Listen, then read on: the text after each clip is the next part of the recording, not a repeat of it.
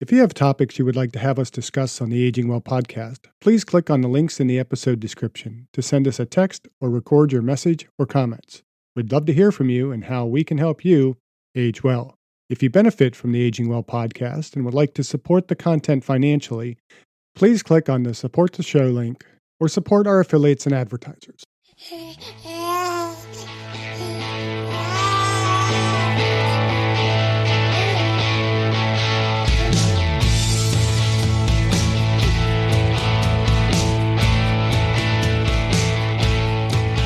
Welcome to the Aging Well podcast. I'm Jeff Armstrong here with Corbin Bruton. In this and the episodes that follow, we will share candid discussions on aging and hear from the experts. We are here to inform and encourage as we experience, aging. In this episode, we discuss the critical importance of muscle mass for healthy aging, why weightlifting and muscle gain are essential, the role of essential amino acids and protein quality, and highlight practical strategies for maintaining muscle health and aging well. Dr. Armstrong, on the Aging Well podcast, we emphasize exercise, diet, body composition, sleep, and not smoking for aging well. We certainly do. In particular, we emphasize the importance of lifting weights for aging well. We do. Now, I know why we do, but for the sake of our listeners, I thought in this episode we could address the question, why?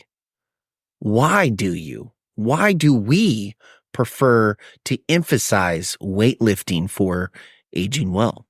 That's a great question. And historically, I don't believe that the exercise scientists have emphasized weightlifting, that is, training to affect skeletal muscle mass, enough. We know that roughly 50% of Americans don't exercise at all, and fewer than 25% meet the minimum guidelines for exercise. Of those who are exercising, how many are doing adequate exercise to simply maintain muscle mass? Another great question, and my guess would be very few. I believe I have shared a few times in this podcast that I think the ACSM, American Heart Association guidelines, are woefully inadequate. Now, don't get me wrong, these are minimum guidelines for health, and we have a rather weak definition of quote-unquote health in our current society. Yeah, it's a real bummer that we have I feel like other countries, they really emphasize health a lot more. Like their elementary school kids go through, dare I say, a rigorous activity. And I feel like our exercise program, our PE, our physical education, I just feel like it's not as active as it once was. And I feel like it's not as emphasized as it was. You know, we used to have what was called the presidential standard. And if you look at those old videos from when it was being initiated, like that was pretty impressive. A lot of the exercises and a lot of the activities that they were actually doing and performing in those videos, it was pretty cool to watch. Yeah, I think what would be the physical equivalent to dumbing down? Because I think our PE in this country has whatever you would call dumbing down. We've really minimized the requirements and the demands placed on kids in school to be physically active. And I think that's been to a huge detriment to our American society. I don't know what it would be to not be as healthy, I guess. But we just, the image of what is health has shifted as well. And, I know some of it, we get into these discussions about body shaming and all that kind of stuff. And I think there is a very distorted image of body typing and what is health, and I wouldn't say healthy, what is ideal, because a lot of these like celebrity images that we get, first of all, they're photoshopped and doctored in so many different ways, or we have movie stars that go through these strenuous training periods and that's all they're doing. It's unrealistic. And they have, nutritionists hired to get them lean as possible. They do these grueling workouts and they take, whatever legal, illegal supplements they can in order to get to those body shapes, but they don't maintain that for all time. Even bodybuilders are not in their competitive shape all the time because that's not healthy. So we have to come to a realization that there is a more optimal, appropriate level of health for aging well. And I don't think we have understood that well enough. And hopefully that's what we're trying to accomplish on this podcast, is kind of change some of those norms. Yeah. So especially when aging well. Now, a lot of people out there, maybe they're intimidated by working out, but I just feel like 50% of Americans that don't exercise and fewer than 25% meet the minimal guidelines. I can understand the 25%, but 50% that don't actually work out, that's a high number. That's literally half the population. That's meeting the minimum guidelines. And so that means that they're not even just going out for walks or any of that kind of stuff, any kind of healthy behavior. That means 50% of Americans are basically sitting on their butt playing video games or watching TV and doing all that kind of stuff that is hugely detrimental to your health. The American College of Sports Medicine and the American Heart Association are only asking for people to get up and move a little bit. And we had during the Obama administration, the campaign to, I forget what they called it, but it was basically a campaign for kids to move more. And that went nowhere. It was like, what was it? Like they were trying to promote 60 minutes of physical activity on a daily basis. And yet in that period of time, PE programs were cutting more and more. And we shifted from calling it physical education to wellness. And it was more talking about health and feelings rather than getting kids moving and doing activities that are going to make them stronger, leaner, and healthier. Yeah, I'd say we bring it back. Go bring back the what was it called? The Presidential Fitness Challenge? Yeah, well, I don't know if they still do any of that or not. I hear kind of mixed expressions of what is done in schools from my students. And it has definitely been watered down since I was in school. It ramped up a little bit. I mean, the Kennedy administration instituted the President's Council of Physical Fitness because we were recognizing that as we draw soldiers into our military, they weren't fit enough to be able to do the demands that we needed of our soldiers. And so to have a better population of draftable soldiers, particularly as the Vietnam War was kind of ramping up and, we had the Cuban Missile Crisis, and there was, the Cold War and all those things going on, they saw a need to get Americans more fit, particularly American males. And that's why we had the President's Council of Physical Fitness. Why we have shifted away from it, I don't know. Why does the chairman of the Council on Physical Fitness always a celebrity? Makes no sense to me. I mean, okay, I could justify when Arnold Schwarzenegger was in that position, but way too often it's just a celebrity figurehead rather than somebody who's extremely knowledgeable about fitness. And so we need to bring it back. We need to get a little bit more focused on particularly weight training in our society, get people more active and stronger and more fit. So why emphasize gaining muscle? Isn't it important to focus on age-related sarcopenia? Well, to remind the listeners, sarcopenia refers to the progressive loss of muscle mass commonly associated with age.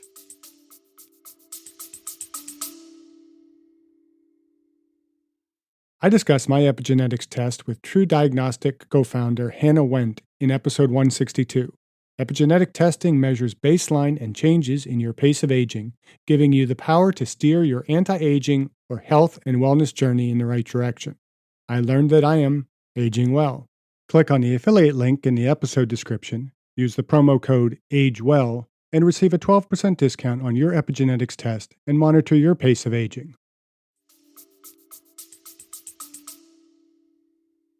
I recall from physiology of exercise that we generally lose 10% of our muscle mass between the ages of 25 to 50 years, and an additional 40% from 50 to 80. This is just normal, though, right? I know you know the answer, but for the listener, let's discuss what is meant by, quote, normal, end quote, and why normal isn't absolute. These numbers are based on normative data. So we're talking about being normal. What is normative? Where the bulk of the population fall into that category. And we're not genetically programmed to lose skeletal muscle as part of chronological aging. Remember, 50% of the US population isn't exercising at all. More than 75% aren't getting adequate exercise. If one isn't adequately stimulating muscle protein synthesis, they aren't going to maintain skeletal muscle mass. So to answer your question of why we emphasize gaining skeletal muscle rather than just age-related sarcopenia, it's because most Americans are under-muscled. Okay, so what? Isn't bodybuilding just for vanity? First, let's separate the sport of bodybuilding from building the body for the purposes of health and performance. When we talk about lifting weights and adding muscle mass for aging well, we are emphasizing the health and performance benefits over appearance. Recall that grip strength is one of the best predictors of longevity. I recently watched an interview with Dr. Gabrielle Lyon on YouTube. Ugh, I love Dr. Lyon. We have to get her on this podcast, but I've also been saying that since we first launched this podcast. I've extended an invitation, so fingers crossed. But the interview I watched was on the Mind Pump show. I will provide a link to the episode in the description. But in the interview, Dr. Lyon and the host kept checking all the boxes for things we talk about here on the Aging Well podcast. And it's no coincidence that her book is titled Forever Strong, a new and science-based strategy for aging well. Ooh, Dr. Lyon believes that we don't have the obesity crisis per se. Rather, we have a midlife muscle crisis. And that was the title of her TED Talk, I believe. It was. So let's talk about these boxes. Where do we start? Weight training? Let's start with protein. We have talked about this a fair amount on the podcast. I generally recommend about 1 gram per pound of body weight for overall health and performance.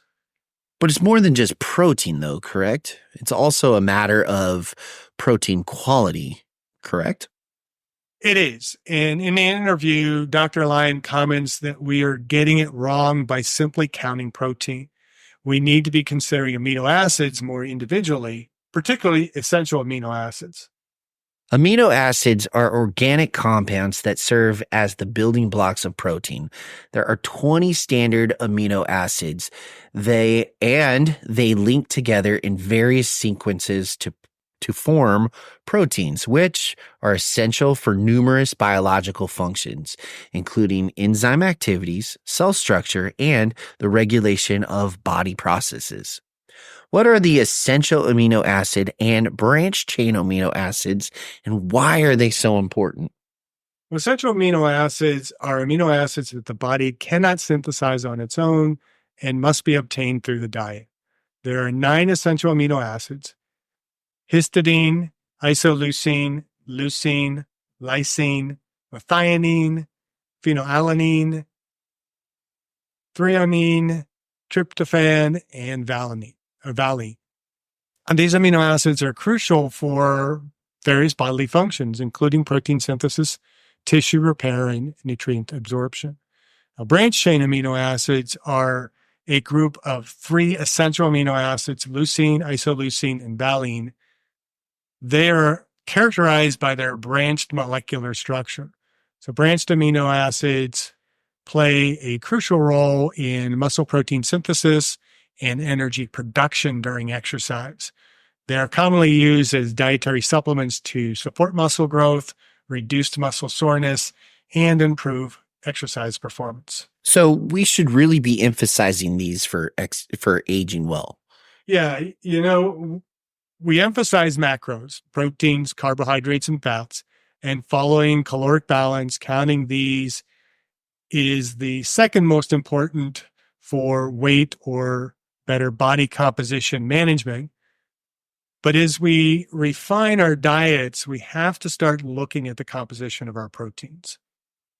Just like we look at refined versus processed carbohydrates and healthy versus unhealthy fats. Indeed. And among the essential amino acids, leucine is of particular interest. Leucine is important for aging well because it plays a key role in muscle protein synthesis, helping to maintain muscle mass and strength as we age. It activates the mTOR pathway, which is critical for muscle growth and repair. An adequate leucine intake can help counteract age-related muscle loss or sarcopenia, improve metabolic health, and support overall physical function, contributing to better health and quality of life in older adults. I'm actually really glad we're diving into this because I just I watched another podcast on YouTube, and it was with resistance training through I can't remember his name, but he does Renaissance training. That's his. How can you not remember my man crush, Mike Israel? Yes, yes. Not really my man. And he was talking about leucine and the importance, like our body can't properly absorb the other amino acids without leucine, and that's the key role. We have to have leucine, otherwise all the other protein it doesn't stick. And that it blew my mind when as he was going through and pulling up literature and facts, and I was like, well, this is okay. Yeah, leucine is kind of the king or queen of the essential nine essential amino acids, are called the AE or the EAA9.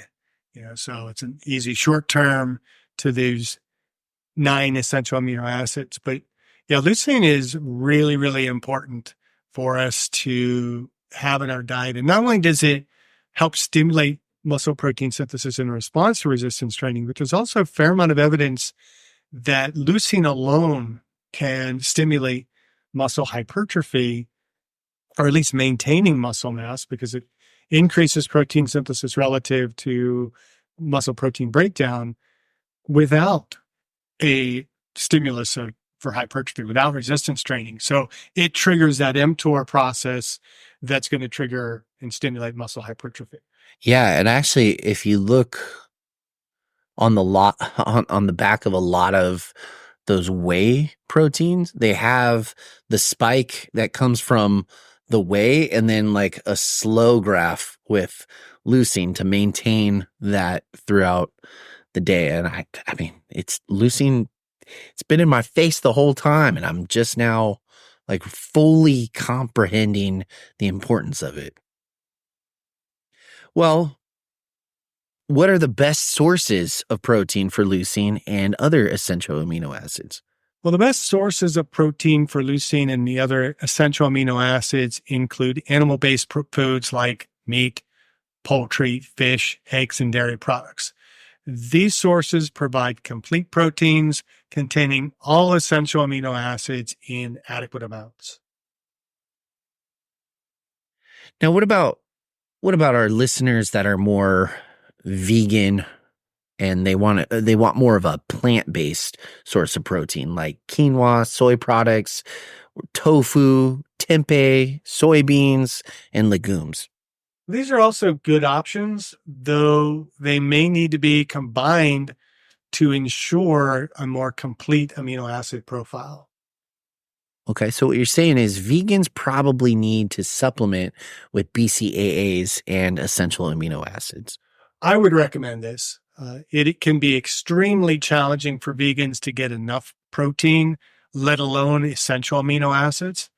Now, it isn't impossible, but I think at least a BCAA supplement,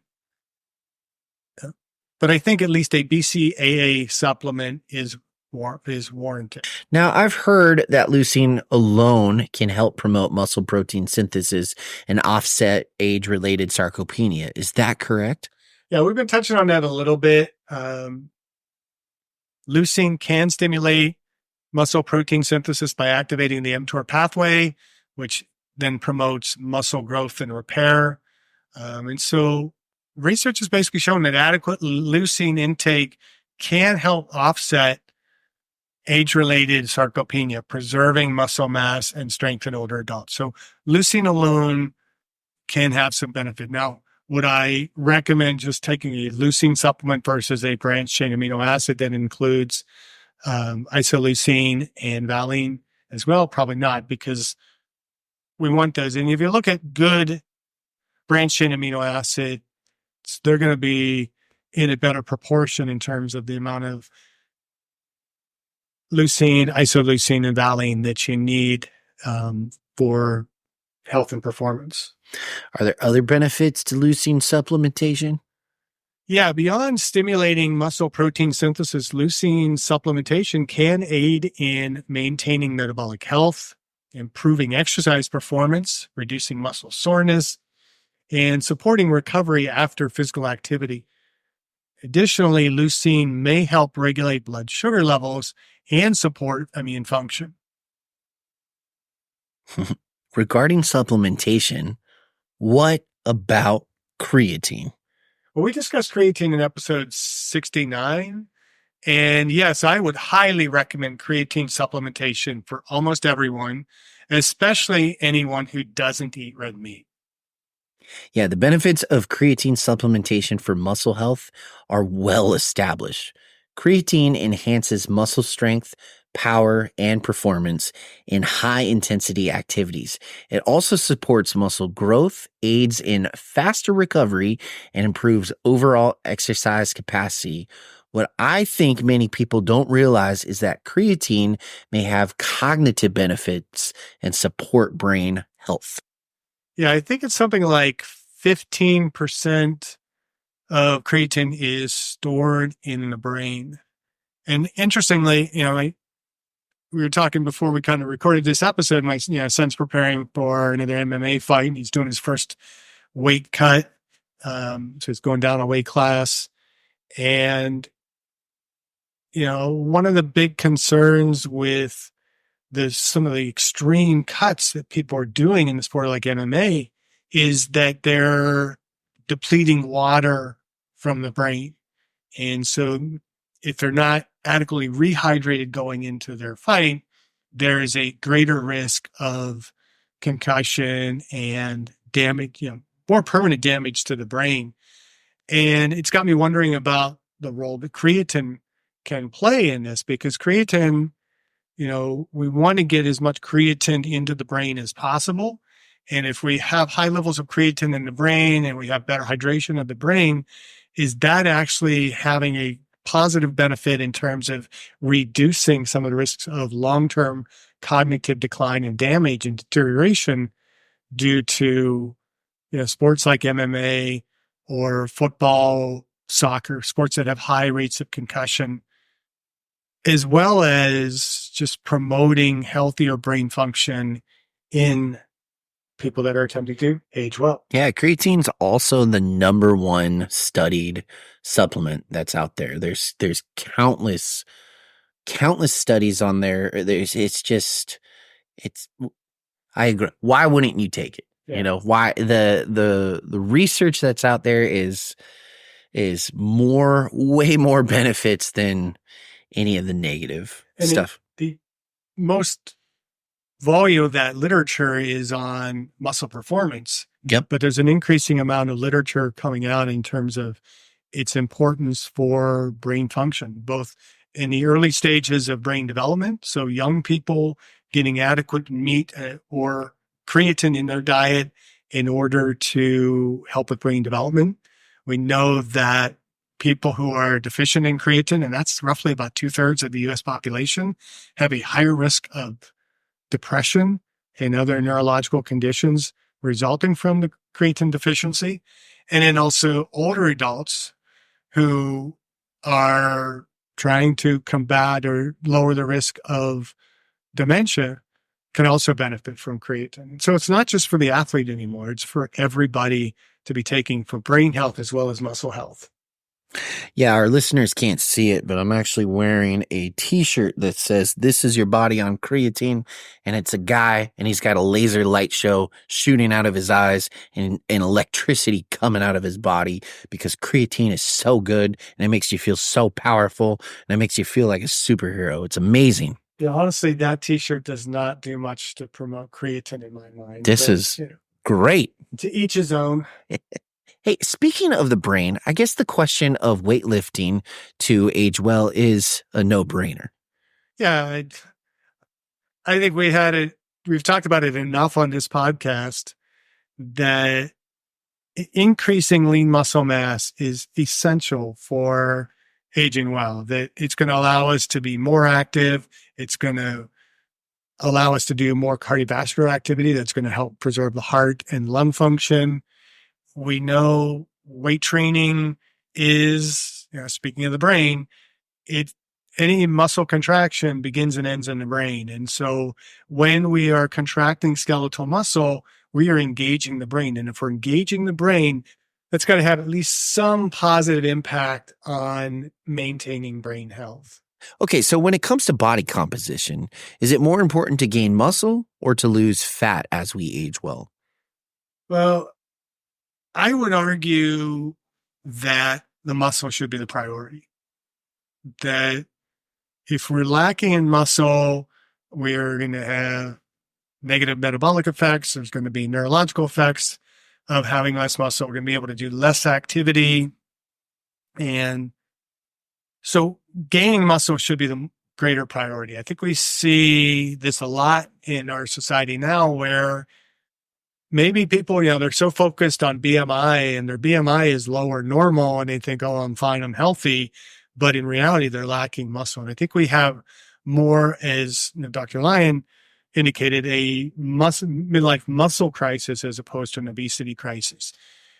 It is very true that obesity is a significant health issue, and decreasing our body fat is going to have a positive impact on insulin resistance and many of those types of things, but so does increasing muscle mass. And it is easier to gain muscle mass than it is to lose body fat. Anybody who's dieted knows how hard it is to lose body fat.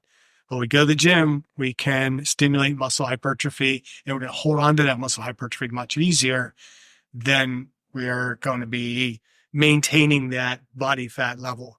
And so I think both are important. I think an initial emphasis needs to be on increasing the lean muscle mass and then also decreasing our percent body fat. There are a lot of people in this country who are what I would consider skinny fat that have maybe even relatively normal body fat levels, but they're still so under muscled. And most people can stand to gain a little bit more muscle mass. We know that we're going to lose muscle mass as we age. We're not going to lose body fat as we age. Unfortunately, we see body fat creep up. If we are emphasizing maintenance, or better yet, trying to gain muscle mass as we age, the obesity thing and the fat content and the problems that come along with body fat are going to be more easily alleviated. Yeah, no, and I agree. I think it's important to focus primarily on muscle gaining. Overall, it helps with the whole body composition. So even if you have a little bit of fat on you, you still look aesthetically good. Like you still look healthy. You still look fit. So that kind of removes that. More importantly, when you focus primarily on muscle gaining, well, you're also spiking your metabolism throughout the day, which a side effect of that is losing fat, right? And then last, if I'm not mistaken, if you focus too much on fat loss, well, the body it has to function properly with a certain level of fat with it to help regulate hormones and other key factors to keep it healthy, like the immune system. And so I think that focusing more on gaining muscle is way better in the long run to help an individual age well versus, I just got to lose all this fat, right? Yeah. Just do a body recomp instead of I got to lose weight and focus on I got to recomp and gain muscle. Yeah, and then to gain muscle, you need to be in a more hypercaloric state. Now, most of us are in a hypercaloric state. That's why we need to lose body fat. But if we attempt to gain muscle mass in our current caloric intake, more of that energy is going into building the muscle, which means less energy is available to be stored in fat. So we're going to lose body fat. But the important thing is with more food, we are getting more of the nutrients and the products that our body needs in order to be healthy and to age well. If we go into a strictly caloric deficit, we're doing excessive amounts of cardio, we're in excessively caloric restricted diets. And, we'll probably have another episode at some point to talk about the role of caloric restriction in longevity, because we do need to decrease the amount of food that we are eating. But again, that is going to be relative to our needs. And if we can eat less and we're getting good quality protein, particularly good quality amino acids, that's going to contribute to maintaining muscle mass, decreasing fat, and living healthier and aging well. But we need nutrients, and most people will make themselves miserable restricting calories and doing endless amounts of cardio. And in the process, yes, they lose body fat, but they also disrupt many of the physiological functions, and they are unhappy, right? I mean, who wants to live their life denying themselves of some of the food pleasures that we could have? We want to eat healthy and exercise and do well. In the Mind Pump episode, they also discussed the anti-protein narrative. Do you think that has been a politicizing of protein in our society? Well, I asked ChatGPT, because we do that occasionally, right? We cheat a little bit with AI just to see what its response would be. And it answered, quote, protein has been politicized in our society through debates over dietary guidelines, environmental sustainability, and animal welfare. Conflicting interests between agricultural industries, health advocates, and environmental groups influence public perception and policy. This politicization affects recommendations on protein sources, with discussions often focusing on the benefits and drawbacks of animal-based versus plant-based proteins, end quote. No doubt, the discussion makes it difficult to make decisions regarding protein choices. I think there's definitely been a politicizing of protein, especially recently. And I think it just kind of falls into a lot of the increasing political divides we have in this country. We can't be in the middle on anything anymore. And, I understand people's rationales for being a bit more, I don't want to say anti-meat, because I don't understand the rationale for being anti-meat. Just like I shouldn't be anti-vegan or anti-plant. People need to understand there's a little bit more balance. Some people are going to favor having meat in their diet. Historically, mankind has always been eating meat for protein.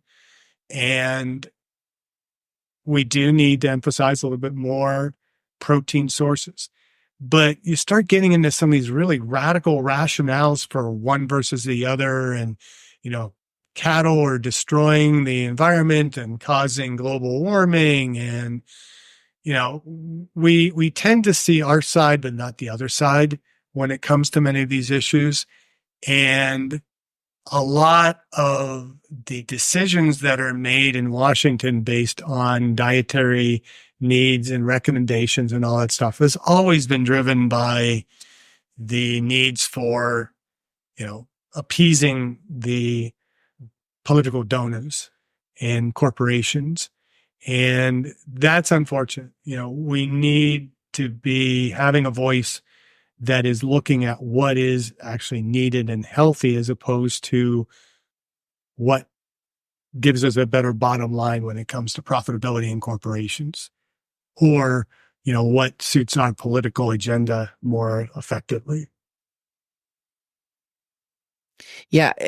Well, I think it's also being politicized in the fact that a lot of people, they know they need to prioritize protein because protein, it's essential for a healthy lifestyle. And I think a lot of unhealthy companies have kind of gotten wind of that. I went to fill my gas up the other day and I walked inside because I was like, oh, I'm going to get a water. And I walked inside and in the candy section, Reese's it is emphasizing protein.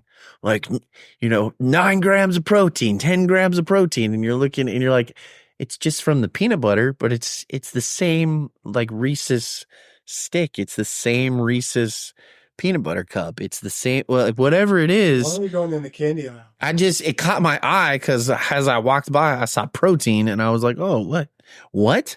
And then I looked at it. There's no difference. They just, on the front of the packaging, they just wrote protein. Protein. Oh, it's still a candy bar. Interesting side note. There's a number of years ago, and again, it was looking strictly just protein content, not the quality of the protein. But I saw a comparison looking at Snickers bars versus some of the more popular protein, bars that you can buy. They're advertised for protein supplementation post-workout and all. And Snickers actually came out above those in terms of sugar content and protein content. And so it just goes to show you that we're focused on the wrong things.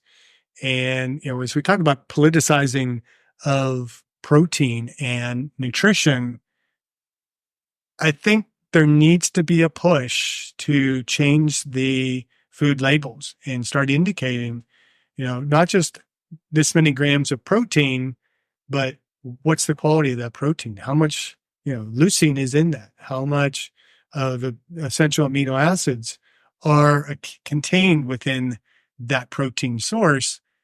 And that might change people's perceptions a little bit more of what they're eating. But again, you need to be educated and understand what is ideal. What should we be eating?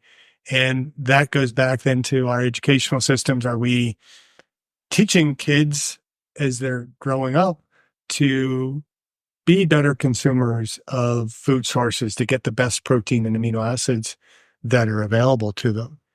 Yeah, we need to change the labels, not only to show what type of protein you're taking in, but also just stop lying on labels. There's a lot of big attention grabbing stuff right on the front, like no sugar, 0 fat. And then you flip the label around and you read the actual ingredients or yes, no sugar, 36 carbohydrates. Oh, aren't carbs sugar?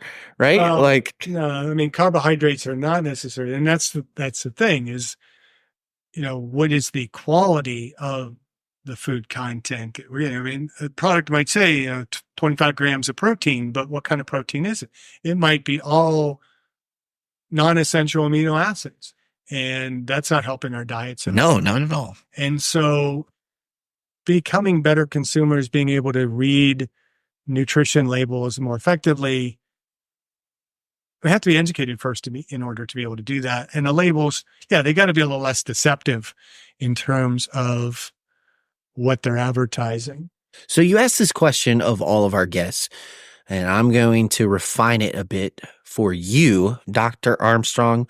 What are you doing personally to gain muscle mass and age well? Well, I mean, I think I probably discuss a little bit of this frequently on the podcast. I do make lifting a bit more of a priority. Lift generally try to lift about 6 days a week, do basic, push pull type of workouts. I do vary the number of repetitions and tempos and the exercises somewhat, but, primarily a squat variation. And I love my Zercher squat. I do a lot more RDLs than I do deadlifts, but I do that hip hinge kind of exercise. I'll do a pushing exercise. Generally bench press. Dumbbells are a little bit harder on my shoulder in terms of getting a heavier weight into position. Um, I do. I don't do a lot of overhead pressing because of my shoulders. But I do a bit more incline pressing in order to get a little bit closer to a vertical press. And I do a lot of pulls. I favor pulls over pushes because I think we do tend to emphasize the bench press too much. And then we get a bit more of that protraction of the shoulders rather than retraction of the shoulders. We get a bit more kyphotic and to kind of counter that and to kind of stick to Carmine's law in terms of posture being associated with balance. I try and work on more pulling exercises. And yes, I do a significant amount of resistance training. I am starting to do a little bit more cardio because, as I mentioned in our episode when we talked about epigenetics and my true diagnostic test, my results came back. I mean, not bad at all, but it was definite that it was clearly apparent that I do more resistance training than I do cardio, which is fine to me because that's my intent. I want to do more of that. But I'm like, okay, I need to do a little bit more cardio in order to maintain my VO2 max a little bit more effectively. But so I'm doing the resistance training. I do try to get at least 1 gram of protein per pound of body weight per day, and I divide that up across meals. Try and get good quality protein. So I am a meat eater. So I eat a fair amount of chicken. I eat beef probably more than the American Heart Association might recommend, but I don't eat an excessive amount of beef protein. I would prefer to eat buffalo or bison God, so if I good. could get access to that, but it's a little bit more pricey. And so mostly I kind of thrive on chicken, eat more eggs. I eat more egg white than I eat whole egg because of, trying to limit some of the calories that come from the fat in the yolk. But I don't avoid eating the whole egg. But eggs are an excellent source of protein. I generally do 1 to 2 whey protein shakes a day in conjunction with my workouts. Whey and egg are both very complete proteins. Good way to get all those essential amino acids. And I think probably one of the most important changes that I made, and I'm trying to think when I really started doing that, is I do take a branched chain amino acid supplement once a day. And I usually just kind of mix that up in my morning hydration for working out. So I'll put my creatine in with that. So 5 grams of creatine on a daily basis, full serving. And how many grams that would be of the branched chain amino acids. And I just use bulk supplements, is a very good source of that. It's just a nice clean, nothing else added, just the 3 amino acids in the right balance. And I think it's like a 2-1-1 ratio. Take that on a daily basis. And so I should be getting plenty of creatine. And I'm also kind of focusing a lot more on my intake of legumes and nuts and things that are also going to contain a certain amount of proteins as well as essential oils and including fiber in my diet. So trying to just eat a well-balanced diet and say, to gain muscle mass, progressive overload, doing it on a regular basis, lifting heavy, not being afraid to try and lift more and continue to try and grow the muscle. So I'm getting the exercise, adequate rest. I have my bedtime, trying to get up. I'm monitoring a lot more my sleep quality to see what I can do to get better quality of sleep, to get better recoverability, making sure I'm getting that leucine in. So my diet is a little bit more protein focused and, healthy leucine, amino acid focused. I don't smoke, obviously, and really never have. And trying to maintain a better, healthier body composition, but I'm trying to maintain a healthier body composition by focusing in on the things that are going to help me to increase or maintain lean muscle mass. So that's kind of my answer to the question, what am I doing to age well? Very good.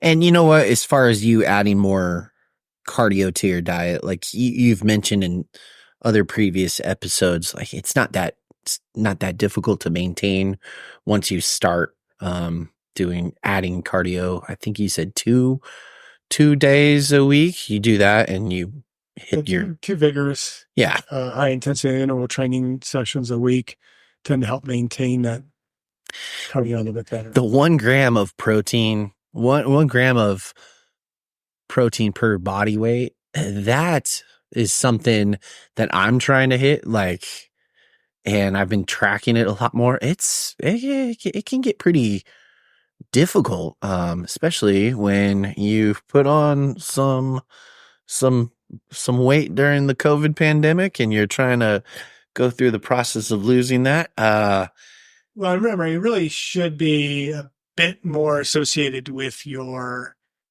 lean body weight. Yeah. Not so much your total body weight. Because if you're 30% body fat, you don't need that 30% more protein in order to maintain your muscle mass. It is much easier. I've added 2 scoops of whey protein a day, and by doing that I am hitting that goal though. So it's just, I think there's a need for more protein in our diet, and it needs to be more healthier diet. And if you are taking a more plant-based approach, then you have to be looking more carefully at what types of plant-based proteins you're consuming, and are you consuming enough protein to get all the essential amino acids in your diet? Yeah.